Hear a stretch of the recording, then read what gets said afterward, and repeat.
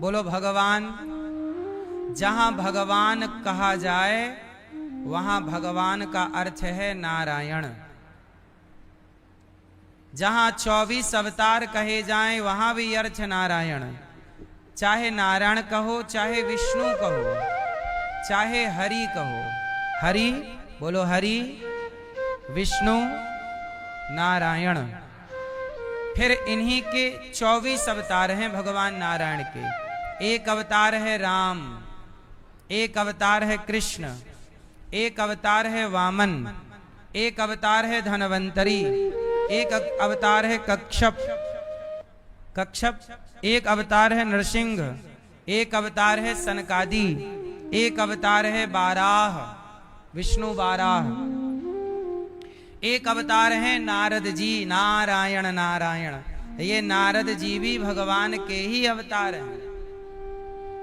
एक अवतार है कपिल देव, एक अवतार है दत्तात्रेय जी, एक अवतार है यज्ञ भगवान, एक अवतार है ऋषभदेव जी, एक अवतार है पृथु भगवान, एक अवतार है मोहिनी भगवान, एक अवतार है मत्स्य, मत्स्य मतलब मछली, एक अवतार है भगवान के परशुराम जी, एक अवतार है भगवान के कच्छप, जानते हैं कछुआ, एक अवतार है धनवंतरी, एक मोहिनी, एक नरसिंह, ऐसे एक व्यास जी, एक बुद्धावतार, एक हयग्रीव, एक होगा कल की, एक हंस अवतार।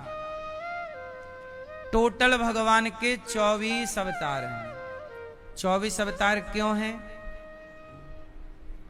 हर अवतार के पीछे कारण है। जब भक्तों पर संकट आया, जब मानव जाति पर संकट आया, सनातन पर संकट आया, तब तब भगवान किसी न किसी रूप में आए। जैसे प्रहलाद जी पर संकट आया तो भगवान ने नरसिंह अवतार लिया। किसके लिए? प्रहलाद जी के लिए। जब माता शबरी को दर्शन देना हो तो राम अवतार लिए। जब गीता सुनानी थी तो कृष्ण अवतार लिया। समुद्र मंथन करना तो कच्छप, धनवंतरी और मोहिनी 3 अवतार लिए। तो भगवान के ऐसे 24 अवतार हैं। कभी राम, कभी कृष्ण, कभी परशुराम। परित्राणाय साधूनां विनाशाय च दुष्कृतां धर्म संस्थापनार्थाय संभवामि युगे युगे। जब जब धरती पर जब जब हो ये धर्म की हानि, बाढ़े असुर अधम अभिमानी। जब जब धरती पर अनाचार अत्याचार बढ़ा तब तब भगवान आए और भगवान ने तब तब आकर धर्म की स्थापना की। एक बार क्या हुआ कि वेदव्यास जी उदास बैठे थे। कौन उदास है? वेदव्यास जी। नारद जी आए, नारायण नारायण। तो नारद जी ने कहा, व्यास जी क्या हुआ, आप उदास? आपने इतने पुराण लिखे, वेदों का विस्तार किया, उदास क्यों हैं? कहा कि उदासी इसलिए है क्योंकि अभी मुझे शांति नहीं है। नारद जी बोले कि आपको शांति अभी नहीं होगी। क्यों? आपने अभी तक श्रीमद् भागवत की कथा नहीं लिखी।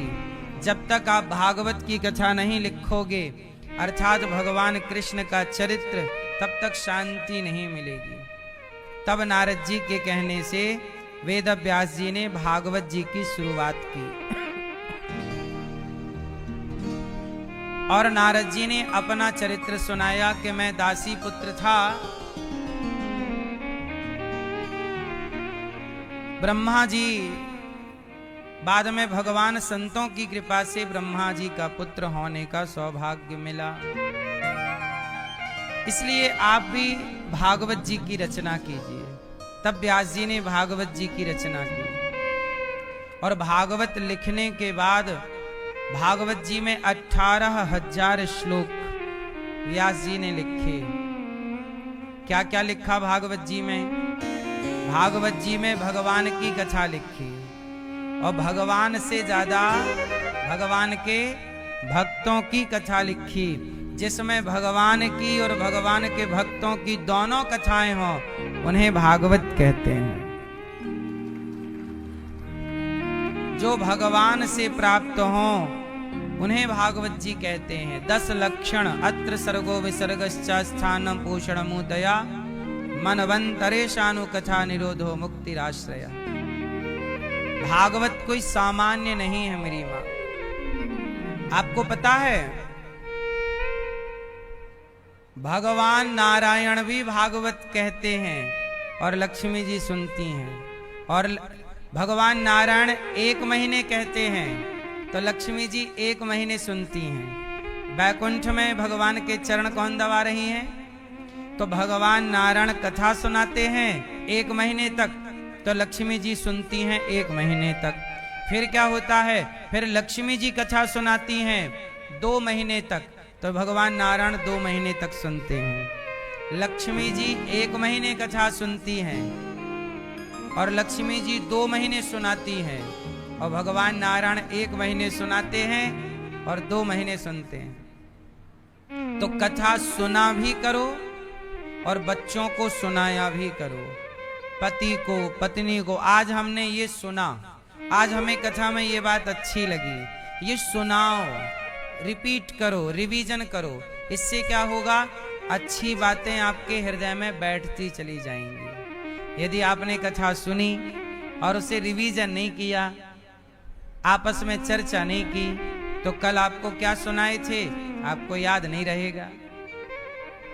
फिर तो ऐसा रहेगा आगे आगे पाठ, पीछे पीछे सपाट। क्लियर? इसलिए शिक्षा किसी भी तरह की हो, हमें ग्रहण ऐसे करना चाहिए कि हम जो पढ़ें, जो सुने, उसको रिवीजन करें, रिपीट करें, किसी को सुना दें। आज ये बात हमें अच्छी लगी तो वो बैठ जाएगी, फिर उस पर थोड़ा चर्चा करते रहो। जैसे आप लोग यहाँ कथा सुनते हैं रात को सोने के पहले बच्चों से, इसलिए सब लोग साथ में कथा सुनो और पूछो कि आज की कथा में आपको क्या अच्छा लगा, आपको क्या अच्छा लगा। तो सब लोग अपनी अच्छी अच्छी बातें बताएंगे, तो कुछ आपका स्मरण बढ़ जाएगा, कुछ उनको याद आ जाएगा। तो वेद व्यास जी ने भागवत जी की रचना की। अच्छा, भागवत जी की रचना कहां से की? महाभारत के युद्ध से। हमारे सनातन में एक बहुत बड़ा युद्ध हुआ जो महाभारत का युद्ध कहलाया। इस युद्ध में कई अक्षौहिणी सेना मारी गई, करोड़ों लोग मारे गए।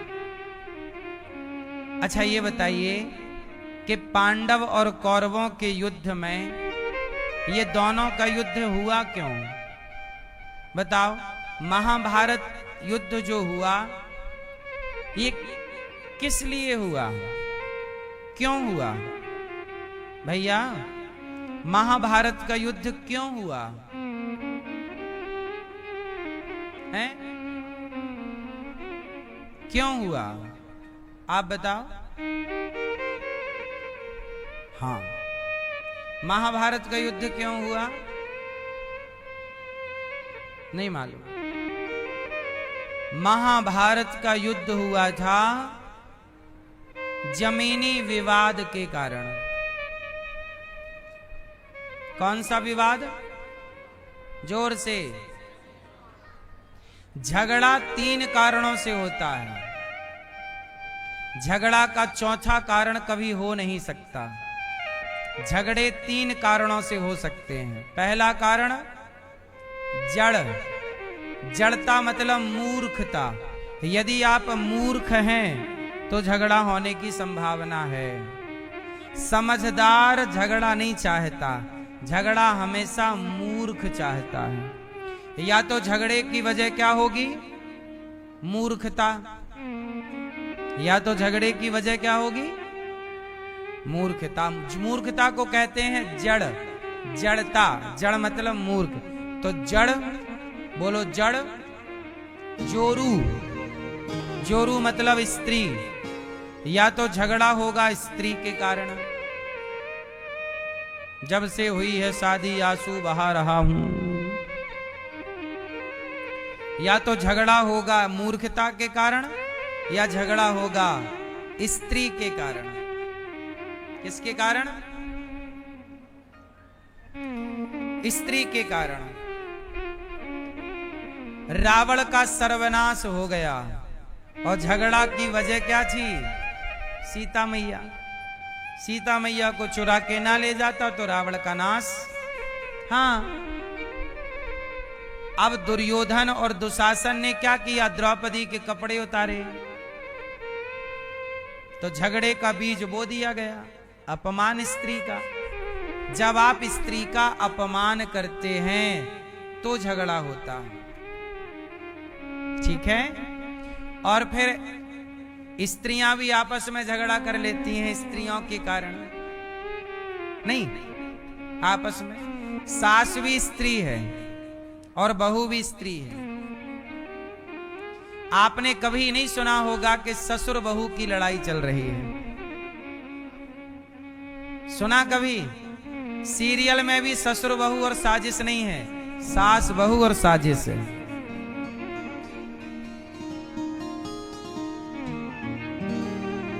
ससुर का झगड़ा नहीं है, झगड़ा किसका है? सास का। वो सास भी स्त्री है और बहू भी स्त्री है। स्त्रियां ही स्त्रियों से ज्यादा लड़ती हैं। झगड़ा देखो, सास बहू का झगड़ा, देवरानी जिठानी का झगड़ा, ननंद भौजाई का झगड़ा। पुरुषों में भाई भाई का झगड़ा। और क्या है पुरुषों में? पुरुषों में, अच्छा ये बताओ, झगड़ा ज्यादा किस में होता है, पुरुषों में कि स्त्रियों में? जोर से। एक कमरे में 4 पुरुष छोड़ दीजिए और एक कमरे में 4 स्त्रियां छोड़ दीजिए, और 1 साल बाद लौट के आइए।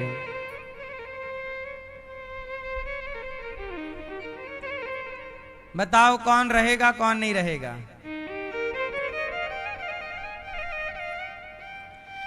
एक साथ एक कमरे में पुरुष रह सकता है, ऐसा सुना है मैंने। स्त्रियों का रहना बड़ा कठिन हो जाता है।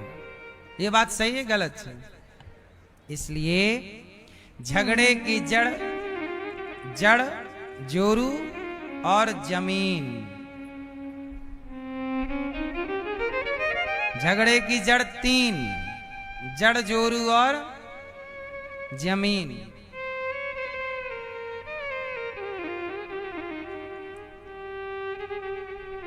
स्त्री जितनी कोमल होती है, स्त्री जितनी कोमल होती है उतनी कठोर भी होती है। ये बात सही है कि गलत है? स्त्री का दिल, स्त्री को मां कहा जाता है। मां जैसी ममता कहां होगी? स्त्री जितनी कोमल उतनी ही कठोर हो जाती है वो कई बार। इसलिए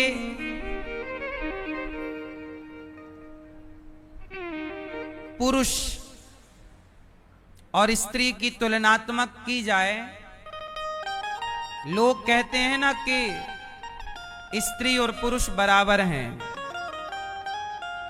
कौन? अच्छा, स्त्री पुरुष बराबर हैं कि कोई बड़ा छोटा है? उत्तर दो। बेटा बेटी बराबर हैं कि बड़ा छोटा है? कौन कौन बड़ा कौन छोटा?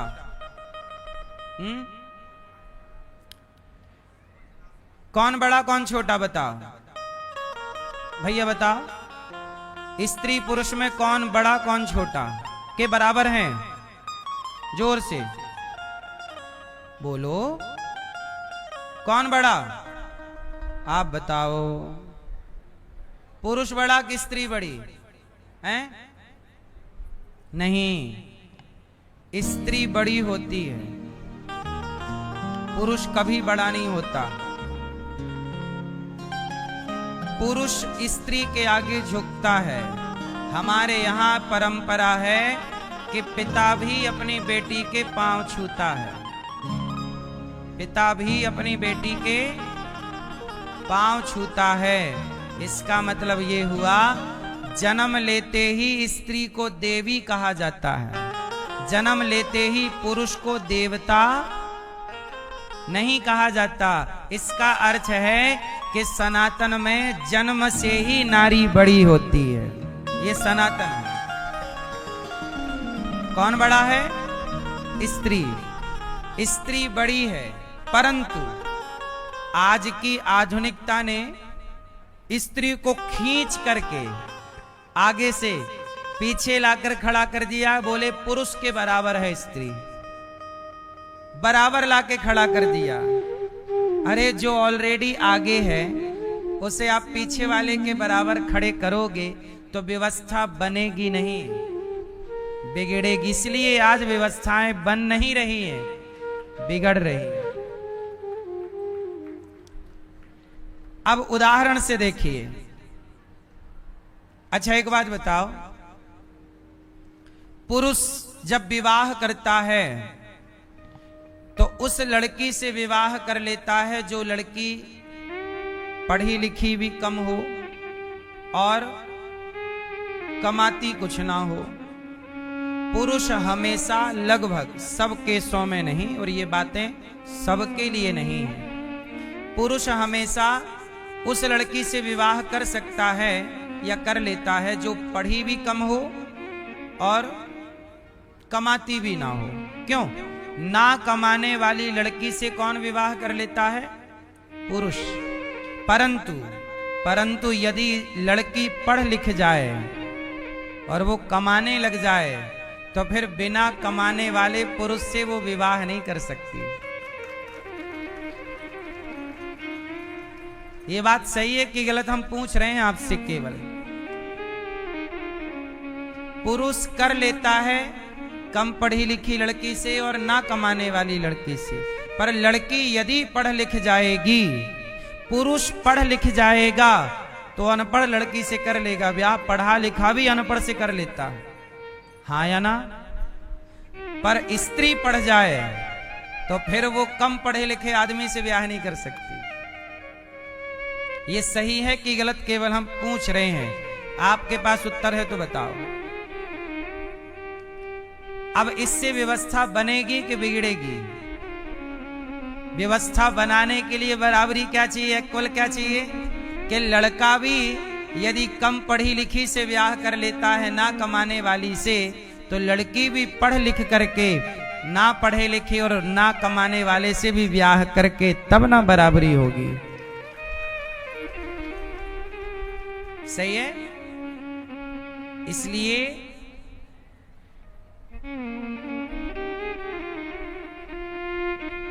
सनातन को समझना होगा गहराई में उतरकर।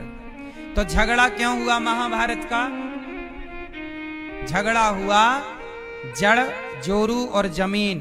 तो जड़ मतलब मूर्खता, पांडवों में मूर्खता थी नहीं।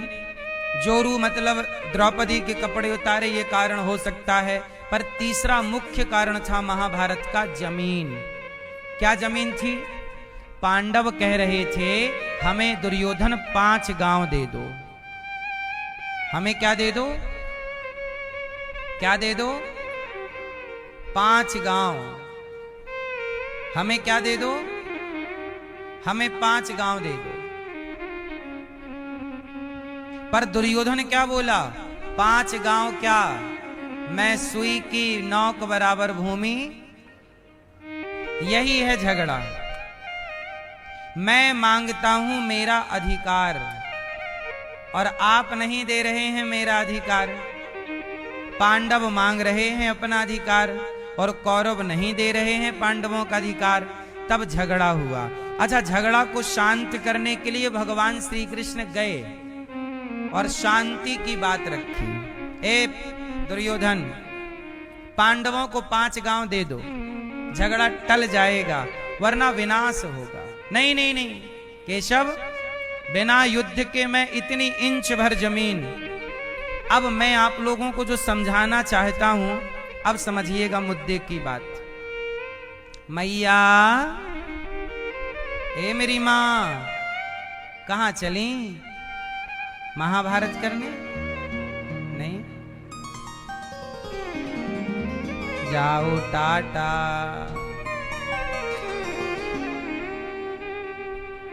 जल्दी आना, अब शांति से बैठो। अच्छा ये बताओ, दुर्योधन कह रहा है मैं 5 गांव क्या सुई की नोक बराबर नहीं दूंगा।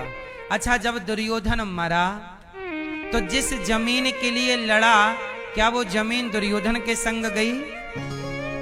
अच्छा, पांडव जीते और जब पांडव गए तो क्या वो जमीन पांडवों के संग गई? ना वो जमीन कौरवों के संग गई, ना वो जमीन पांडवों के संग गई।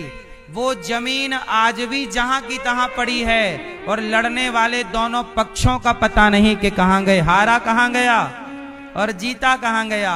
जिस जमीन के लिए विवाद था, जिस जमीन के लिए करोड़ों मर गए, आज उस जमीन में घोचू लाल का घर बना हुआ है। नहीं बना? आज वो जमीन वर्तमान में मेरठ में है। जिस जमीन में महाभारत हुआ, जिस जमीन के कारण, हस्तिनापुर कहां है आज? जिसे आप मेरठ कहते हैं, दिल्ली से सटा हुआ वह मेरठ उस जमाने में हस्तिनापुर ही कहलाता था। जिसे आप दिल्ली कह रहे हैं, उस जमाने में वह इंद्रप्रस्थ कहलाती थी, जैसे धर्मराज युधिष्ठिर जी ने बसाई। तो जिन जमीनों के लिए लड़ाइयां हुई, वो जमीनें आज भी वहीं पड़ी हैं। आज भी उनमें किसी किसी का घर है, लड़के चले। इसलिए कहता हूं, समझदार व्यक्ति झगड़े को नहीं चुनता। झगड़ा कैसा भी हो, विनाशकारी होता है। इसलिए आप सबसे हाथ जोड़कर प्रार्थना करूं, किसी से लड़ने की जरूरत ना पड़े, ऐसा सोचा करो। परिवार में सास बहू को, देवरानी जेठानी को, भाई भाई को, पिता पुत्र को, मित्र मित्र को, अड़ोसी पड़ोसी, कोई भी हो, कोशिश करिए कि झगड़े से बचें। झगड़ा किसी के लिए हितकर आज तक नहीं रहा। रावण ने झगड़ा पाल लिया, सीता जी को चुरा लाया, सबने समझाया लौटा दो सीता जी, लौटा दो सीता जी, लौटा दो।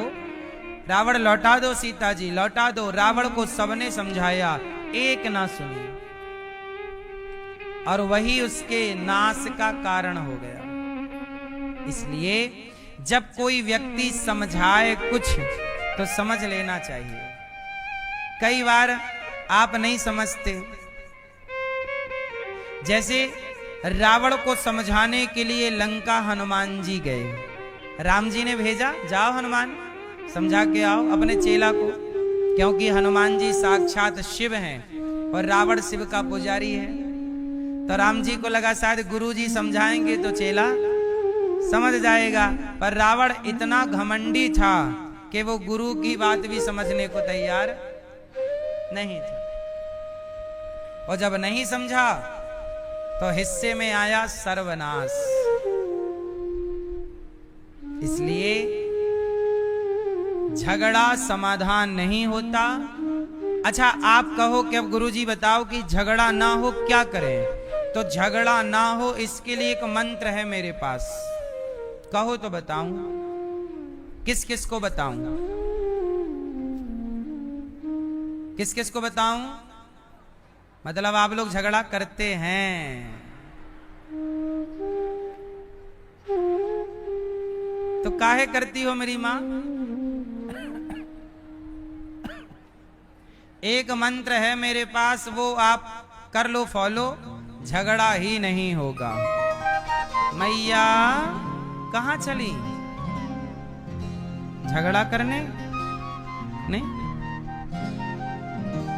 जा रही हो मेरी माँ? गुस्सा हो गई क्या? जाओ टाटा।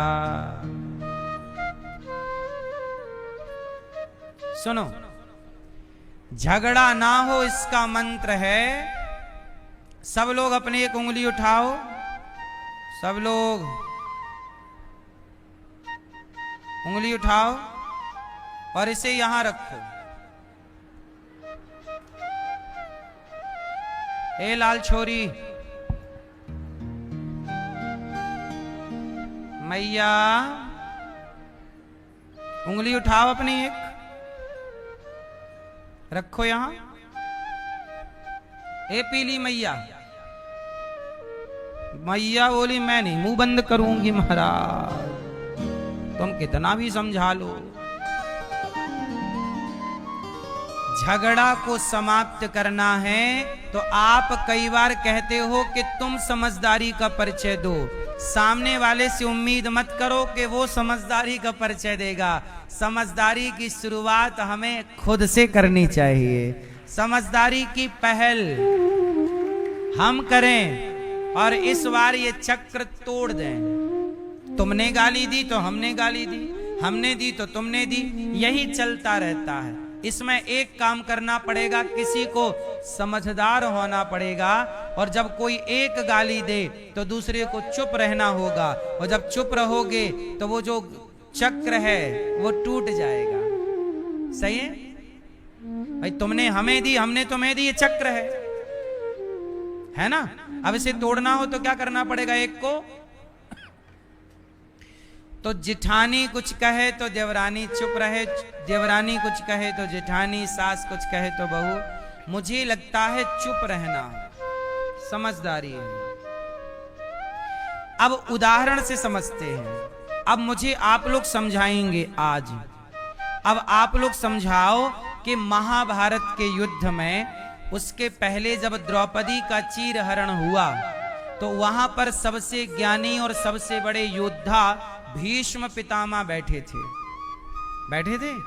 जब द्रौपदी के कपड़े अपड़े उतारे जा रहे, उस समय भीष्म पितामह क्या थे? जोर से जोर से जोर से चुप थे। अब आप लोग मुझे समझाओ कि जब द्रौपदी के कपड़े उतारे गए, वस्त्र हरण किया गया, उस सभा में पितामह चुप क्यों थे? उत्तर दो।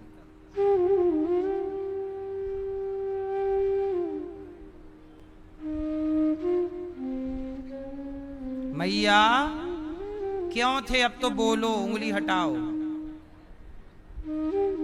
बोलो क्यों चुप थे पितामह? अच्छा, तो आप लोग क्या ये समझ रहे हैं कि मैं आपसे ये कहना चाहता हूं कि सदा चुप रहा करो? नहीं, मैं सदा चुप रहने की बात नहीं सिखा रहा आपको। अपने अधिकार के लिए आपको बोलना होगा। अपने अधिकार के लिए तो आपको बोलना होगा, पर चुप भी कई बार रहना समझदारी है। तो कहां चुप रहें और कहां बोलें, ये आपको समझा रहा हूं कि वो कौन सी परिस्थिति है, सिचुएशन है कि जहां बोलें, और वो कौन सी परिस्थिति है कि जहां चुप रहें। आज मैं दोनों आपको समझाऊंगा। कहां बोलना है, आज मैं आपको बोलना भी सिखाऊंगा और चुप रहना भी सिखाऊंगा।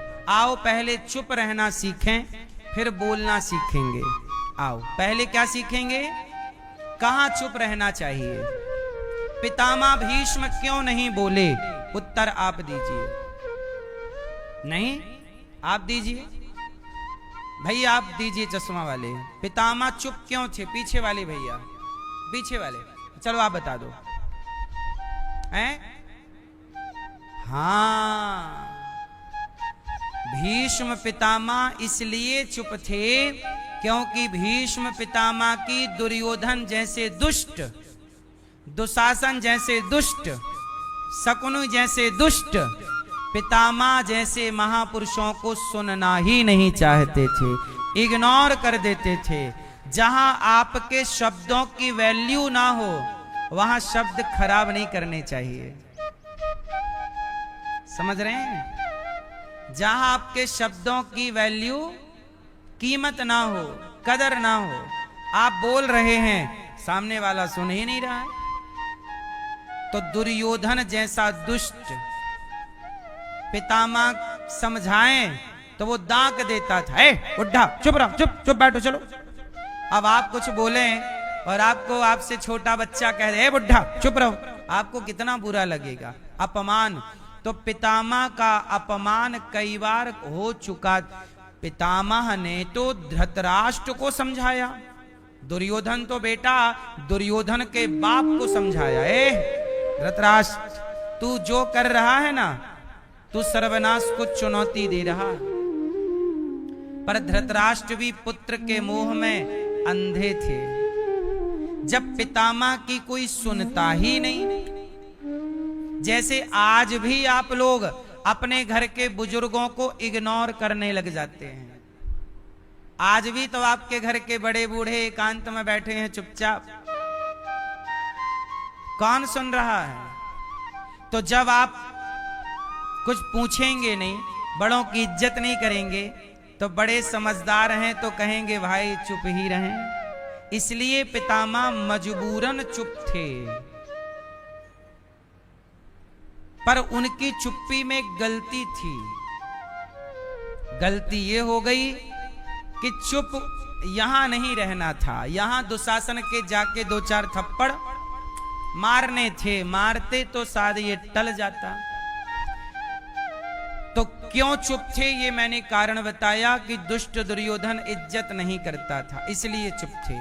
पर चुप नहीं रहना था, बोलना था। तो अब आपको मैं बात करूं कि आपको कहां चुप रहना चाहिए। जब आपकी मां आपसे कुछ कहे और आपको डांटे, आपको उल्टी बात कहे, मां कुछ कहे तो चुप रहो, पिता कुछ कहे तो चुप रहो, बड़ा भाई कुछ डांट दे, कुछ कह दे तो चुप रहो, मित्र कुछ कह दे तो चुप रहो, पत्नी कुछ कह दे तो चुप रहो। अपनों के बीच में बोलने की ज्यादा जरूरत नहीं है, चुप रहो। आपकी मां आपको कुछ कह रही है, चलो आपकी मां आपको डांट रही है, गधा कहीं का, तो 1 नंबर की गधी है। कौन डांट रहा है? मां। अब मां ही डांट रही है, तुम्हें गधा कह रही है, तुम्हें गधी कह रही है, तो अब तुम मां से क्या कहोगे? तो यहां चुप रहना समझदारी है। क्या समझदारी है? बोलो हाँ। तो मां कुछ कहे चुप रहो, बाप कुछ कहे चुप रहो, पत्नी कुछ कहे चुप रहो, है ना, और दादा दादी कुछ कहे, मित्र, आज आपका मित्र आपसे नाराज है, वो कुछ कह रहा है, बोल रहा, डांट रहा है, गरिया रहा है, आज चुप रहो, आज उसका दिमाग खराब है, चुप रहो, आज समय अनुकूल नहीं है बोलने का, चुप। ये तो स्थान है चुप रहने के। जैसे कथा चल रही है, कथा में भी चुप रहना चाहिए, जैसा कि आप हैं, ये सब चुप यहां रहना चाहिए। अब कहां बोलना चाहिए तो सुनो। जहां आपको लग रहा है कि किसी पर अत्याचार बेवजह हो रहा है, आपके घर में आपके ही अपने, आप जैसे आपकी पत्नी पर कई बार अत्याचार घर में ही चलता रहता है, आपको पता है कि मेरी पत्नी के संग गलत कर रहा है परिवार का कोई व्यक्ति या परिवार की कोई महिला, उस समय आपको पत्नी या माँ के साथ कोई गलत करे, वहां बोलना चाहिए। जहां कोई आपके साथ गलत कहे, गलत करे, कोई षड्यंत्र करे, कोई भ्रष्टाचार करे, कोई बेईमानी करे, जहां राष्ट्र की हित की बात है वहां बोलना चाहिए। ठीक है? तो कहां बोलें और कहां चुप रहें, यदि ये दोनों सही समझ में आ गए तो आपकी जिंदगी आसान हो जाएगी। आप गलती क्या करते हैं कि जहां चुप रहना चाहिए वहां बोल देते हैं, और जहां बोलना चाहिए वहां चुप रह जाते हैं। अब देखो ना, ये दास अनिरुद्ध ने, देखो हमारे देश में लिव इन आया, कौन आया? जोर से, जोर से। थोड़ा बोल दो। कौन आया? लिविन आया। तो जैसे ही लिविन आया तो दास अनिरुद्ध ने, मैंने उसके खिलाफ बोला तो मीडिया को बड़ी मिर्ची लगी थी, बड़ा बवाल काटा। तो मैंने बोला, क्यों बोला? क्योंकि यहां बोलना जरूरी था, यहां चुप रहना जरूरी। तो देखो, मुझे जहां बोलना होता है, चाहे कोई कितना भी बुरा कहे, कितना भी विरोध करे, पर मैं वह बोलता हूं जहां मुझे बोलना चाहिए, और मैं वहां चुप रहता हूं जहां मुझे नहीं बोलना चाहिए। कोई मुझे गाली देता है, अपमानित करता है, जलील करता है, मैं नहीं बोलता। कई बार देखा होगा अपने सोशल मीडिया पर, मुझे लोग गाली देते हैं, गलत गलत बोलते, मैं उन्हें रिप्लाई नहीं करता। क्यों? क्योंकि मुझे पता है, हमारे गांव में हमने सीखा है कि कुत्तों के मुंह लगा नहीं जाता।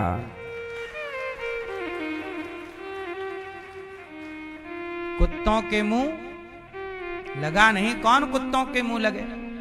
आप लोग हैं कि कुत्तों के भी मुंह लग जाते हैं, बेवजह अपनी एनर्जी वेस्ट करते हैं। काय भैया, क्या पटकवा रहे हो? तो आराम से उतरवाओ।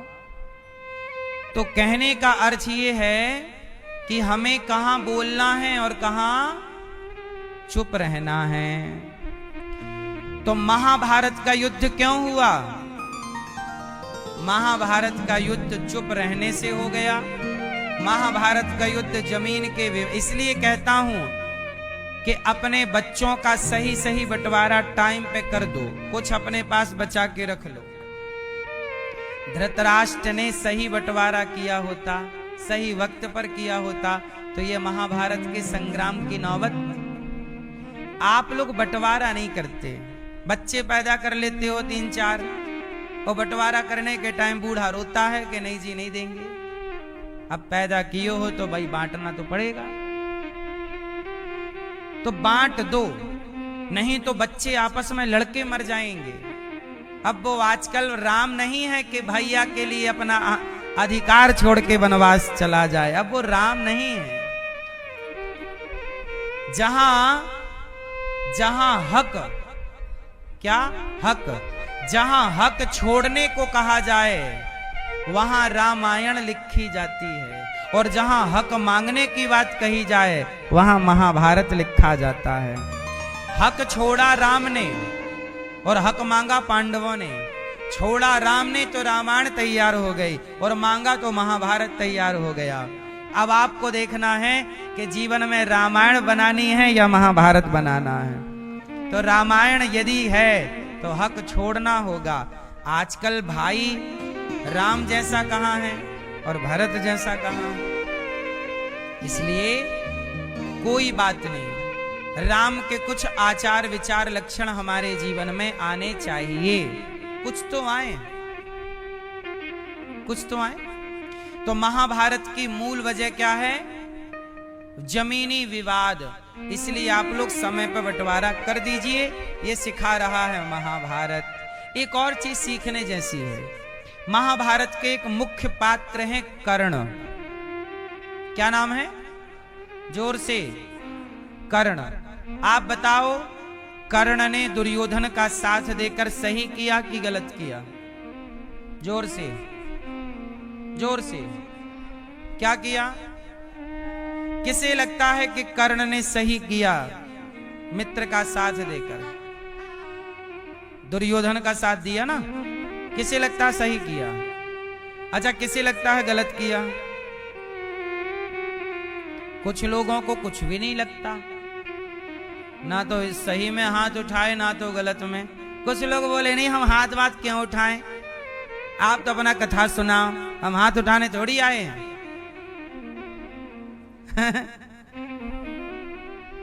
आलसी हो एक नंबर के। सुनो, कर्ण ने दुर्योधन का साथ दिया। अच्छा ये बताओ, दुर्योधन सही है कि गलत है? तो कर्ण को भी ये बात पता थी कि गलत है। अच्छा, द्रौपदी के कपड़े उतार दो, ये आज्ञा किसने दी थी? दुशासन ने, शकुनी ने, दुर्योधन ने, कर्ण ने। किसने आज्ञा दी? पढ़ा है आप लोगों ने? द्रौपदी के कपड़े उतारने की आज्ञा किसने दी थी? किसने? हैं? कर्ण ने। द्रौपदी के कपड़े उतार दो, ये दुशासन से किसने कहा था? ये आइडिया किसका था? एक आइडिया जो बदल दे आपकी दुनिया, ये कर्ण का आइडिया था। किसका आइडिया था? कर्ण ने आइडिया दिया, दुशासन उतार दो पांडवों के भी कपड़े और द्रौपदी के भी। ये आइडिया किसका था? कर्ण का। इसलिए कर्ण श्रेष्ठ होते हुए भी, कर्ण श्रेष्ठ होते हुए भी श्रेष्ठ नहीं है। कर्ण को जितना सम्मान समाज में मिलना चाहिए, कर्ण उतना सम्मान समाज से नहीं पाए। और मूल कारण ये था कि कर्ण सही थे, पर कर्ण साथ गलत का दे रहे थे, और गलत का साथी भी गलत ही होता है। दुर्योधन के साथ रहते रहते कर्ण की बुद्धि पांडवों से नफरत करने लग गए। अच्छा, पांडवों से नफरत थी आपकी, ठीक है नहीं, लेकिन पांडवों की पत्नी से नफरत क्यों? कपड़े उतार दो क्यों? चलो पत्नी से भी नफरत। पांडवों के पुत्र अर्जुन के पुत्र का नाम है, क्या नाम है? अभिमन्यु। अभिमन्यु को जब मारा गया तो वहां कर्ण भी थे। कर्ण को पता था कि ये गलत है, निहत्थे पर वार नहीं करना था, ये महाभारत का नियम था, उस युद्ध का नियम था। पर कर्ण को जानते हो क्या बनना था? श्रेष्ठ। अब श्रेष्ठ चाहे भतीजे को मारकर बनूं, चाहे भाभी के कपड़े, बहू के कपड़े उतार कर बनूं, चाहे अर्जुन को मारकर बनूं, मुझे तो श्रेष्ठ बनना है। जब व्यक्ति स्वार्थी हो जाता है तो अंधा हो जाता है। एक अंधे थे धृतराष्ट्र और दूसरे अंधे थे कर्ण। किसमें अंधे हो गए? निज स्वार्थ में, मुझे श्रेष्ठ बनना है। भगवान कृष्ण ने समझाया था कि कर्ण, तुम 5 पांडवों के सबसे बड़े भाई छठवे हो, तुम कुंती के पुत्र हो। मजबूरी में तुम्हारी मां कुंती ने तुम्हें पानी में बहाया था, वो कथा आप सब जानते हैं। कुंती को एक संत ने मंत्र दिए थे कि जब भी तुम इस मंत्र का उच्चारण करोगी तो जिस देवता का मंत्र पढ़ोगी वो देवता आएंगे और तुम्हें एक पुत्र दे करके जाएंगे। तो कुंती मां को विश्वास हुआ नहीं। जैसे आजकल के साइंस पढ़े हुए बच्चों को सनातन पर भरोसा नहीं होता, तो कुंती बुआ भी उस समय बच्ची थी, जवान लड़की, उन्हें भी लगा बाबा जी ने कह दिया मंत्र पढ़ोगे तो कोई मंत्र पढ़ने से बच्चा होता है, उन्हें भी भरोसा नहीं हुआ। तो उन्होंने पहले देखा कि मैं ट्रायल तो करूं, तो एक मंत्र पढ़ दिया और वो मंत्र था सूर्य भगवान का। और जैसे ही मंत्र पढ़ा तो मंत्र तो अपना काम करेगा। याद रखना, मंत्र, तंत्र और यंत्र, ये तीनों अपना काम करते हैं। मंत्र, बोलो मंत्र। तंत्र, तंत्र क्या है? लोकतंत्र, तांत्रिक देश है ना ये, लोकतंत्र। और यंत्र, यंत्र क्या है?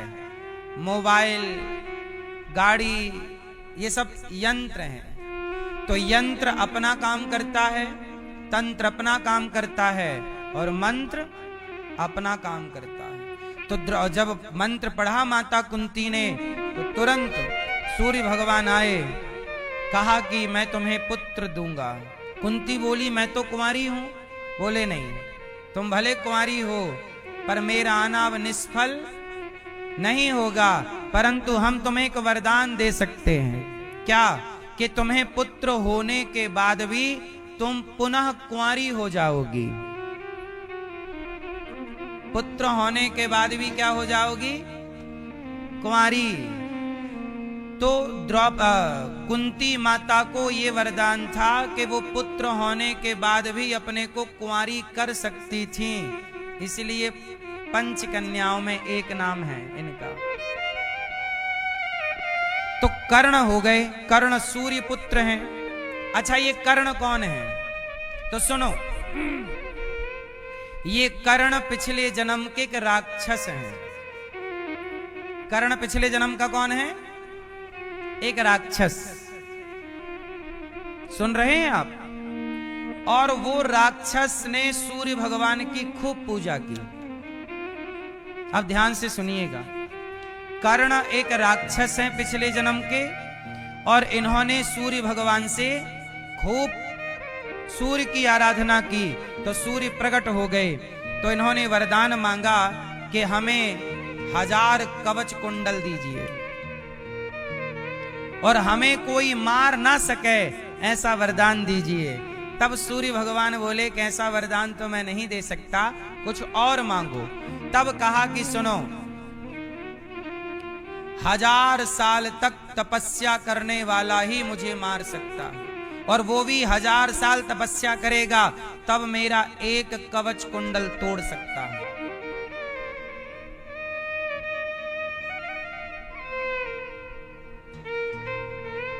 और 1000 साल तपस्या करने और 1000 साल मेरे से लड़ना पड़ेगा तब ये कवच कुंडल तोड़ पाए, ऐसा सूर्य भगवान बोले तथास्तु।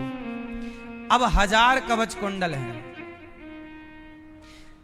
अब वो सूर्य भगवान से वरदान पाकर राक्षस बड़ा बलवान हो गया। कौन 1000 साल तक युद्ध करेगा? और 1000 साल तक युद्ध वही कर सकता है जो 1000 साल तपस्या किया हो। अब वो राक्षस तो एक तरह से अमर हो गया, अब तो कोई मार नहीं सकता। तो वह राक्षस धरती पर शासन करने लग गया, पापाचार बढ़ गया। तब धरती पृथ्वी मां भगवान नारायण की शरण में गई। तब भगवान नारायण ने नर नारायण का अवतार धारण किया। तब भगवान ने किसका अवतार धारण किया? जोर से। जिन्हें आप बद्रीनाथ जी कहते हैं। बद्रीनाथ जी में 2 पर्वत हैं, एक पर्वत का नाम है नर और दूसरे पर्वत का नाम है नारायण। तो नर नारायण। तो वहां पर क्या हुआ कि नर नारायण भगवान में क्या करते? 1000 साल तक नर तपस्या करते, तो 1000 साल तक नारायण लड़ते और लड़ करके उसके कवच कुंडल एक तोड़ देते, और जैसे ही टूटता तो फिर नारायण तपस्या में और फिर नर आके दूसरा युद्ध चालू कर देते। तो ऐसे हजारों सालों युद्ध चला। तो नारायण तपस्या करते तो नर युद्ध करें, फिर 1000 साल नर तपस्या करें तो ना, ऐसे चलते चलते 999 कुंडल और कवच तोड़ दिए। और जब तोड़े एक रह गया तो वह राक्षस भागा, सूर्य भगवान की शरण में गया, कहा प्रभु अब बचा लो। तब भगवान सूर्य ने भगवान नारायण से प्रार्थना की कि प्रभु अभी मत मारो, मेरा शरण में आया हुआ भक्त है। तब भगवान ने कहा कि सूर्यदेव, एक राक्षस को आपने आश्रय दिया है, आपको भी इस राक्षस के रूप में अपने अंश रूप में अवतार लेना होगा। इस बार तो नहीं, पर अगली बार मैं इसे मारूंगा। और वही राक्षस अगली बार कर्ण हुआ। चूंकि सूर्य भगवान की शरण में था तो सूर्य पुत्र कहलाए और एक कवच कुंडल लेकर आए। और वही नर नारायण इस जन्म में नर बने अर्जुन और नारायण बने श्री कृष्ण। और नर नारायण के संयोग से उस राक्षस का इस जन्म में वध हुआ, जिसे कर्ण का वध कहा जाता है।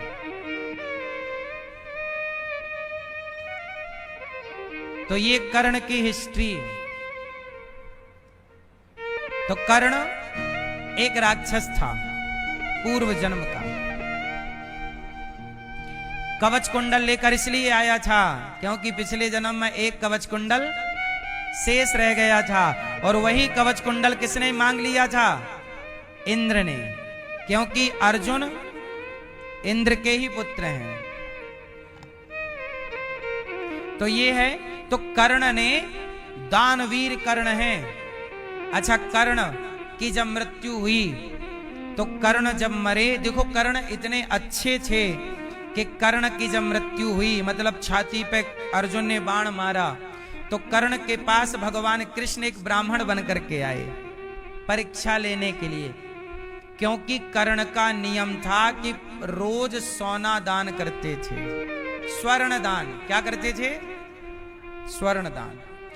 आज छाती पे बाण लग गया, अर्जुन ने मारा, और जब बाण लगा तो कर्ण गिर गए। तब श्री कृष्ण आए ब्राह्मण बनकर, कहा भैया हमारी बेटी का विवाह होना है, कुछ धन दे दो तो हमारी पुत्री, सुना है कि तुम बहुत बड़े दानी हो, हमारी बेटी का ब्याह है, कुछ दे दो, हम गरीब ब्राह्मण हैं। तो अर्जुन कर्ण तो पहचान ना पाए कि ये कृष्ण है, उन्हें लगा कोई ब्राह्मण है। तब कर्ण ने कहा कि मैंने अपना सोने का रथ तो पहले ही दान कर दिया था कि मैं मर जाऊं तो ये रथ फलाने सेवा में लगा देना, कवच सब दान कर दिया, कुछ भी नहीं रहा। हाँ, तब याद आई कि मेरे दांतों में सोना लगा है। कर्ण के दांतों में क्या लगा था? जैसे पहले के लोग दांतों में सोना लगवा लेते थे, तो कर्ण के भी दांतों सोना। तो कर्ण सोचिए कि छाती पे बाण लगा है, मृत्यु की सैया है, मृत्यु की क्या है? सैया। और जब मृत्यु की सैया है तो कर्ण ने कहा कि ठीक है, एक पत्थर उठाया और सोचो आखिरी टाइम भी दांत तोड़कर पंडित जी को दे दिए कि इसमें कुछ सोना है, अब तो आखिरी इतना ही है, इतने से काम हो जाए तो आप अपनी बेटी का विवाह कर लीजिएगा।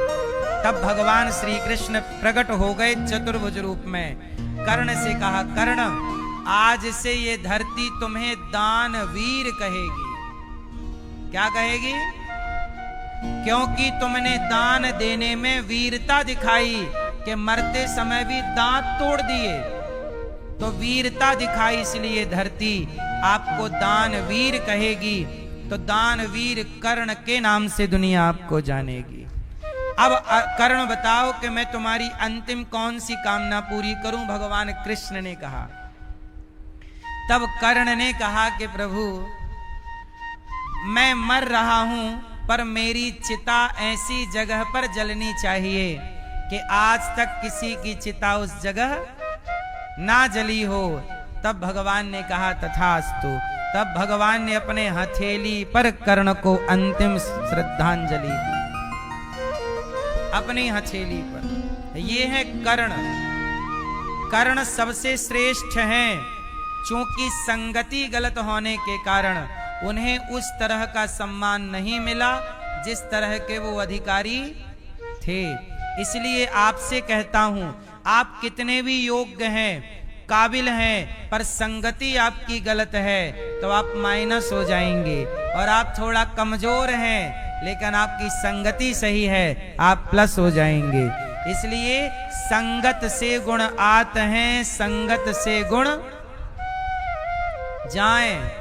लोहा जड़ा जहाज में, पानी में उतराए।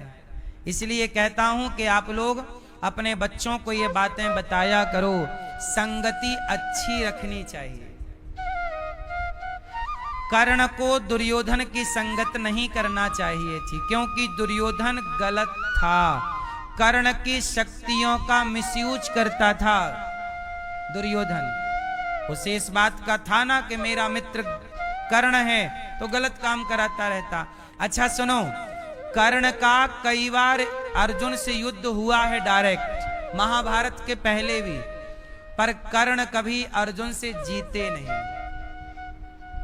कर्ण को कई बार अर्जुन से लड़ने का मौका मिला था, पर वो कभी जीते नहीं। इसलिए श्रेष्ठ धनुर्धर तो अर्जुन ही है, क्योंकि अर्जुन कौन है? साक्षात नारायण का एक अंश नर के रूप में है। नर अर्जुन है और नारायण श्री कृष्ण है। ये नर नारायण। आज भी हम लोग बद्रीनाथ जी में नर नारायण भगवान की पूजा करते हैं। तो जो कर्ण से युद्ध हुआ था वो बद्रीनाथ जी में हुआ था, और भगवान ने तपस्या की थी वो बद्रीनाथ जी में। आज भी वहां नर नारायण विराजे हैं। बोलिए बद्री विशाल भगवान की। ठीक है, तो महाभारत आपके घर में ना हो, इसलिए आपको रोज महाभारत से कुछ अच्छी चीजें पढ़नी चाहिए, सीखनी चाहिए। आजकल समाज में ये अपवाद फैला दिया कि महाभारत पढ़ने से महाभारत होता है, ऐसा लोगों को कंफ्यूज कर दिया। इससे लोगों ने पढ़ना छोड़ दिया, अब दिन भर इंस्टाग्राम चलाते हैं, है ना। आजकल व्यक्ति देखो, पहले लोग कहां रहते थे? गांव में। गांव को क्या बोला जाता है? ग्राम। पहले सब लोग ग्राम में रहते थे, आज भी शहर में रहते हुए लोग ग्राम में रहते हैं। फर्क इतना है कि पहले खेत खलिहान के बीच में ग्राम था, आज मोबाइल पे ग्राम है, इंस्टाग्राम। ग्राम तब भी था, ग्राम आज भी है, नहीं है? तो ग्राम। महाभारत की कथा ये सिखाती है आपस में नहीं लड़। अच्छा, 5 पांडवों में एक चीज आपने देखी होगी, पांचों में संगठन है। क्या है? एकता। जहां सुमति तहां संपत्ति नाना, जहां कुमति तहां विपत्ति निदाना। अच्छा, क्या हुआ? दुर्योधन के जंघा तोड़ दी भीम भैया ने, तो गुरु द्रोणाचार्य के पुत्र अश्वत्थामा आए और अश्वत्थामा ने द्रौपदी के 5 पुत्रों को सिर काट दिया। द्रौपदी के 5 बच्चों की हत्या किसने कर दी? गुरु द्रोणाचार्य के पुत्र अश्वत्थामा ने। अब द्रौपदी के जब 5 बेटे मरे तो अर्जुन ने पकड़ा, भगवान कृष्ण को ले गए और अश्वत्थामा को पकड़ कर लाए। अश्वत्थामा ने ब्रह्मास्त्र चलाया, अर्जुन भगवान की शरण में आए। कृष्ण कृष्ण महाबाहो भक्तानाम भयंकरा, त्वमेको दह्यमानाना मपवर्गोऽसि संस्रते।